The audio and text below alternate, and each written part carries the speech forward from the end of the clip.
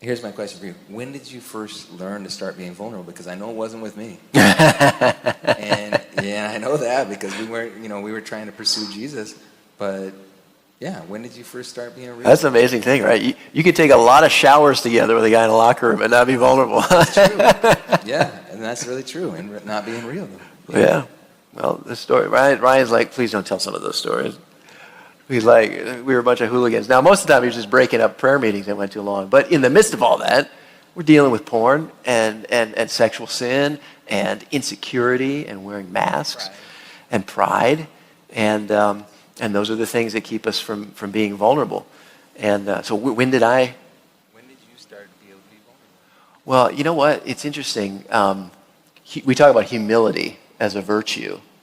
And it's one of those things. It's like be humble.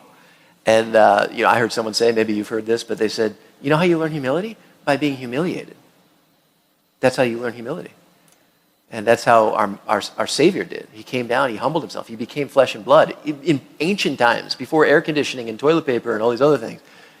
And he became human. And then on top of that, he was rejected, mocked, ridiculed, tortured, killed. He was humiliated. That's how God, the Son, comes down. That's our experience, being a son. We've experienced that. Through that, we can learn humility. Through the humiliations we've had, that is redeemed into the virtue of humility that is like him, that is like God.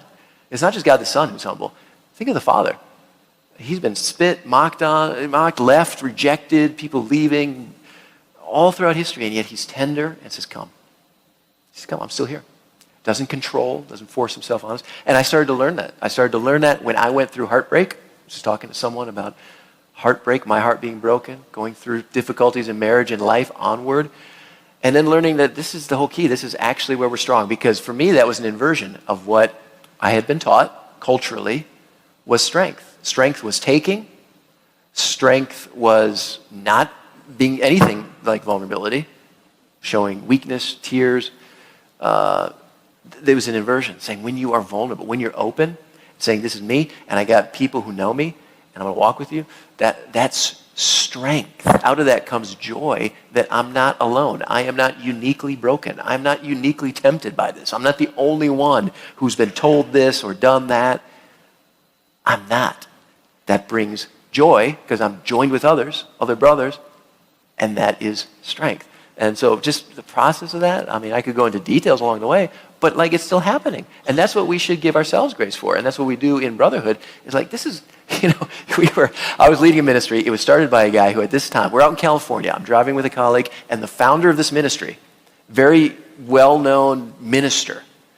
And we're driving up the highway, and the guy, and our ministry is really equipping people to grow in strength and integrity, to find healing from sexual brokenness, to understand that we don't make ourselves pure. Jesus is the pure one who purifies us. These truths were real, and we're doing this ministry. And my colleague goes, Jerry, so just tell us, when does the struggle end? Like, am I ever not going to be sexually tempted? Like, when does this end? I'm in midlife, you're 8. Jerry turns around and goes, I can tell you it doesn't end at 82. It's a journey, and it's continual. And we keep coming back to the table and being sent out to become more vulnerable, which creates more strength, which just projects and represents the life of God to a hurting world who doesn't know how to be vulnerable. So when we're being vulnerable, we're leading. We're leading like a son who knows, I've got a place at the table. My dad's got everything. Everything that he has is mine. I can do this. I love it. And guys, it's a very scary thing to say humiliation will lead you to humility, because humiliation can lead you to what? The depths of shame and isolation. And I don't know about you guys, but that's where it led me. When I was humiliated, I've had things, and when it leads you to that place of secrecy, isolation, that's called your shame story. So if you've had humiliation that leads you to secrets, you have a shame story. And the only way that you can get to humility, guys, is to make a conscious choice that somehow, some way, I'm going to share my shame story. I'm going to do it. And you need to be wise about doing that. You need to do it with people and other brothers that will actually hear that, love that, and not humiliate you more. And you get in a place where in your own heart you're ready for that. But until you get rid of that, you'll still be living under your shame story, and it'll steer everything, and it'll screw things up, and it'll keep you from things.